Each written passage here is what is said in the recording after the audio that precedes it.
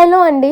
ఎప్పుడు చేసుకునే egg curry, egg పులుసు, ఎగ్ గ్రేవీ కన్నా ఇలా ఒక్కసారి ట్రై చేయండి. టేస్ట్ అయితే చాలా బాగుంటుంది. ఆఫ్ఘనీ ఎగ్ కర్రీ గ్రేవీ అన్నమాట. ఇది కూడా నేను కూడా ఇన్స్టాలోనే చూసి ట్రై చేసిన. టేస్ట్ మాత్రం సూపర్ ఉంది. అండ్ ప్రాసెస్కి వచ్చేస్తే చాలా సింపుల్. ఎగ్స్ మనం ఫస్ట్ ఫ్రై చేసుకొని పక్కన పెట్టేసుకోవాలి. అండ్ నేను ఫస్ట్ ఆనియన్స్ ఇవన్నీ కూడా ఫ్రై చేసుకున్న ఆయిల్లోనే ఎగ్స్ ఫ్రై చేసుకున్నా. సో ప్లేట్లో ఆల్రెడీ కనిపిస్తున్న ఇంగ్రీడియంట్స్ అన్నీ కూడా మంచిగా మనం సార్ట్ చేసుకొని అల్లం వెల్లుల్లి పేస్ట్ అండ్ సాల్ట్ కొంచెం వేసుకొని మంచిగా ఫ్రై చేసుకొని ఫస్ట్ అయితే మిక్సీ చేసేసుకోవాలి. అండ్ ఇందులోని మీకు నచ్చితే కొత్తిమీర, కరివేపాకు, పుదీనా కూడా వేసుకొని టేస్ట్ చాలా బాగుంటుంది.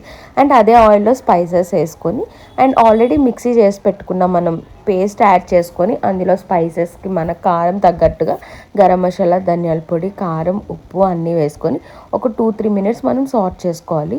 స్లో కుక్ చేసుకోండి బికాజ్ అడుగు అంటుతుంది అన్నమాట. అండ్ మన కన్సిస్టెన్సీకి తగ్గట్టుగా కొంచెం వాటర్ కూడా యాడ్ చేసుకొని ఫ్రెష్ కర్డ్ ఏదన్నా సరే ఉంటే తీయగా ఉన్న కర్డ్ మాత్రమే ఒక కప్ కర్డ్ కూడా వేసుకోండి. మీ దగ్గర ఫ్రెష్ క్రీమ్ ఉంటే ఫ్రెష్ క్రీమ్ కూడా యూస్ చేసుకోండి. నా దగ్గర ఉంది బట్ నేను ఫ్రెష్ క్రీమ్ యూస్ చేయట్లేదు. నేను పాలు యాడ్ చేస్తున్నా అన్నమాట దాని ప్లేస్లో. కొంచెం మిల్క్ కూడా యాడ్ చేసిన తర్వాత కొంచెం దించేసే ముందు కరివేపాకు, పచ్చిమిరపకాయలు, కొత్తిమీర వేసుకొని దించేసుకుంటే అంతే. మీరు కూడా ట్రై చేసి ఎలా ఉందో కమెంట్ చేయండి.